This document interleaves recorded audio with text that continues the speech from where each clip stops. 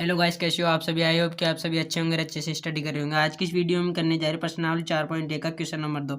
इस वीडियो में आज हम इस पूरे क्वेश्चन को सोल्व कर देंगे।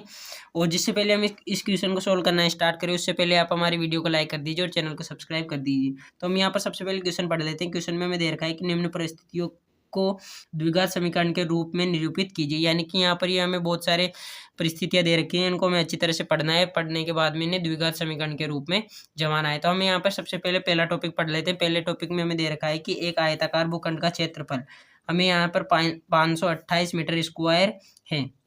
क्षेत्रफल की लंबाई क्षेत्र की लंबाई चौड़ाई से दो गुने से एक अधिक है। हमें भूखंड की लंबाई और चौड़ाई ज्ञात करनी है। तो यहाँ पर तो हमें समस्या में तो यहाँ पर लंबाई और चौड़ाई ज्ञात करने के लिए दे रखी है, लेकिन हम यहाँ पर सिर्फ ऊपर क्वेश्चन में द्विघात बहुपद बनाने के लिए ही बताया गया है। तो हम यहाँ पर सिर्फ द्विघात समीकरण बनाकर ही देखेंगे। तो अब इसे हम नीचे सोल्व करना स्टार्ट कर देते हैं। तो हमने यहाँ पर सोल्व लिख दिया है। हम यहाँ पर सबसे पहले दे रखा है कि एक आयताकार भूखंड का क्षेत्रफल यहाँ पर 528 मीटर स्क्वायर है। चूंकि हम जानते हैं कि किसी भी आयताकार वस्तु का क्षेत्रफल हमारे पास होता है लंबाई गुणा चौड़ाई। तो हम यहाँ पर लिख देंगे लंबाई इंटू चौड़ाई बराबर हमें यहाँ पर दे रखी है 528 मीटर स्क्वायर। फिर हमें यहाँ पर आगे दे रखा है कि क्षेत्र की लंबाई चौड़ाई के 2 गुने से एक अधिक है। यानी कि जो हमारे पास ये लंबाई है, तो हम यहाँ पर लिख देंगे लंबाई हमारे पास चौड़ाई के 2 गुने से एक अधिक है। यानी कि यह हमारे पास लंबाई का मान अधिक है और चौड़ाई का कम है। अगर हम चौड़ाई के मान को लंबाई के मान के बराबर लाएंगे तो हमें यहाँ पर चौड़ाई को 2 से गुणा करके उसमें 1 जोड़ना पड़ेगा, जब जाकर लंबाई और चौड़ाई का मान बराबर होगा। तो हम यहाँ पर लिख देंगे 2 इंटू चौड़ाई और हम यहाँ पर 1 जोड़ देंगे। तो हमने यहाँ पर क्वेश्चन में जो मान दे रखे हैं उनके हिसाब से इन्हें जमा लिया है। तो हम यहाँ पर अब मान लेते हैं, माना लंबाई बराबर हमारे पास L है और चौड़ाई बराबर हम मान लेंगे B। अब हम जिस प्रकार से इस क्वेश्चन में दे रखा है उस प्रकार से इन्हें सोल्व करके देखते हैं। हमारे पास यहाँ पर लंबाई यानी कि L का मान यहाँ पर 2 इंटू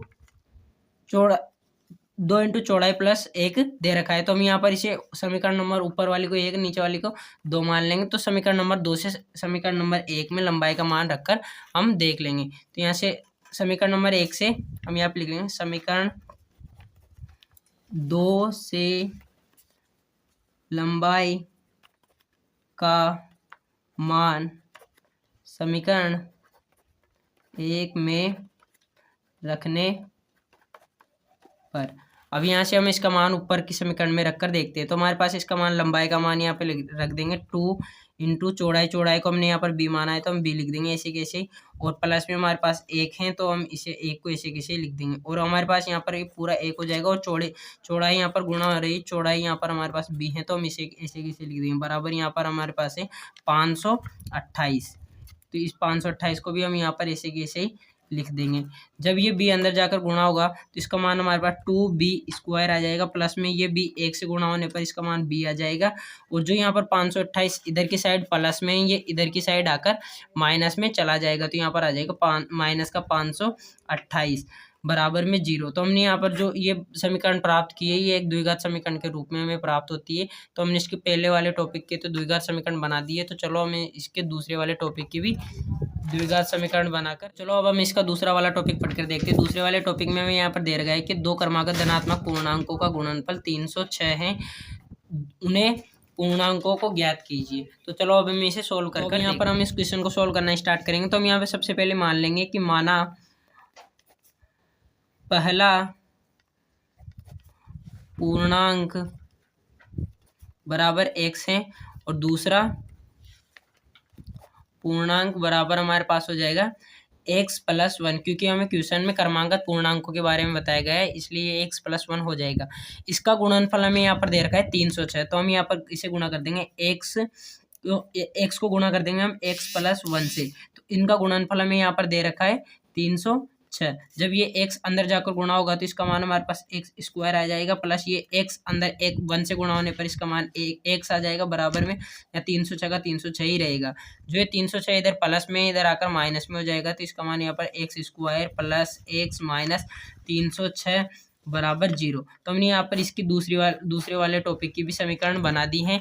चलो अब हम ये तीसरे वाले की भी समीकरण बनाकर देखते हैं। तो हम यहाँ पे सबसे पहले उसका टॉपिक नंबर 3 लिख लेंगे और उसे 3 को पढ़कर देख लेंगे। तो हम यहाँ पर तीसरे वाले ऑप्शन में यहाँ पर दे रखा है कि रोहन की माँ उससे 26 वर्ष बड़ी है, उनकी आयु का गुणनफल अब से 3 वर्ष पश्चात 360 हो जाएगा, हमें रोहन की वर्तमान आयु ज्ञात करनी है। तो हम चलो इसका भी समीकरण बनाकर देख लेते हैं। हम यहाँ पर सबसे पहले मान लेंगे, माना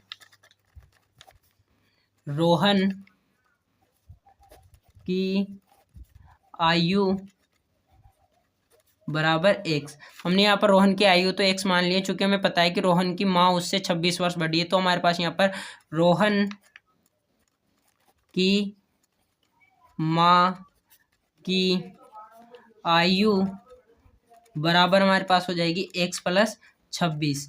तो हमने यहाँ पर रोहन की आयु और रोहन की माँ की आयु को अचर राशि में निकाल लिया है। फिर हमें आगे दे रखा है कि 3 वर्ष पश्चात रोहन की आयु और उसकी माँ की आयु का गुणनफल, यहाँ पर हमारे पास 360 हो जाएगा। तो हम यहाँ पर 3 वर्ष पश्चात की बात हो रही है, तो हम यहाँ पर x में 3 जोड़ देंगे और इनको गुणा कर देंगे x प्लस 26। हमें यहाँ पर x प्लस 26 में भी 3 जोड़ना होगा, तो अगर 26 में हम 3 जोड़ेंगे तो इसका मान हमारे पास 29 हो जाएगा। तो यहाँ पर x प्लस 29 बराबर हमें इसका मान दे रखा है 360। जब हमें x को यहाँ पर x से गुणा करेंगे तो इसका मान हमारे पास x स्क्वायर आ जाएगा, प्लस में जब हम यहाँ x को 29 से गुणा करेंगे तो इसका मान हमारे पास 29x आ जाएगा, प्लस में ये जो 3x है यहाँ 3 है ये x से गुणा होकर इसका मान 3x आ जाएगा, प्लस जो यहाँ पर ये 3 है ये यहाँ पर 29 से गुणा होगा तो इसका मान हमारे पास आ जाएगा 27 का यहाँ पर 7 आ जाएगा, हासिल का 2 लगेगा और 3 दूनी 6 7 8 87 आ जाएगा, बराबर में यहाँ पर 360 आ जाएगा।